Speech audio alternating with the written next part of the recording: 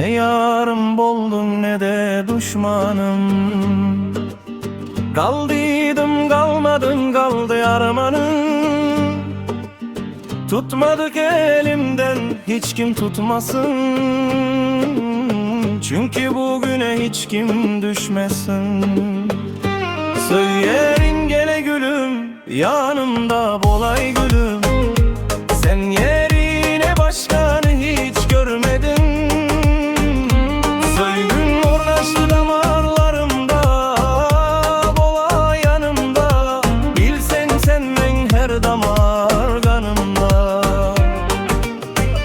Gitme yanımdan, seni gözleyer men gişem yanımda.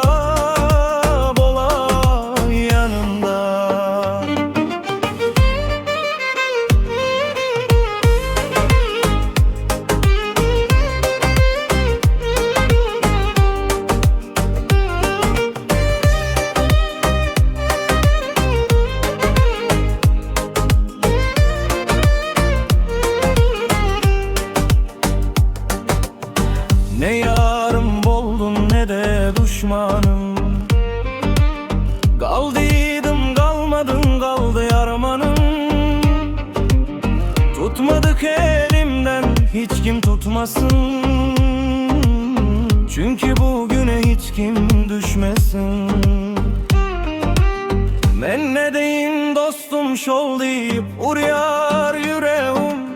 Ol bolsan elin gilen Gıynap al ya canım. Gülen günan Alimsesini.com hündürlüğe. Söylerin gele gülüm, ya